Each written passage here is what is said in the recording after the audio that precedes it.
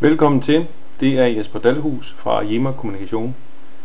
Jeg vil i dag vise dig et rigtig godt værktøj, som LinkedIn har udviklet, når du skal søge nye kunder, eller leads for den sags skyld. Du går op i det, der hedder avanceret, og klikker på den. Hvis for eksempel jeg vil finde en salgschef, så udfylder jeg det. Her bestemmer jeg, om det er nuværende eller tidligere. Og lige i det tilfælde her, for at vise hvordan systemet det virker, så kunne jeg tænke mig at finde en salgschef eller de salgschefer, der ligger tæt på Odense. Her kan jeg beslutte, hvor stor en omkreds det skal være. Jeg tager 15 km. Der er selvfølgelig, som I kan se her, mange andre søgemuligheder dernede, og det er bare at udfylde dem, og så sidde og lege med de forskellige.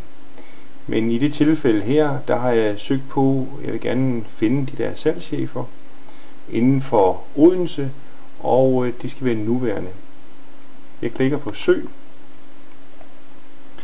og som I kan se, så kommer der en række salgschefer her. Alle dem, som jeg er hooket op på, der står der meddelelse udenfor. Hvis vi går ned og kigger en gang her, så kommer der en række salgschefer her i Odense-området. Alle dem, hvor der står opret forbindelse, det er salgschefer, jeg ikke kender i forvejen.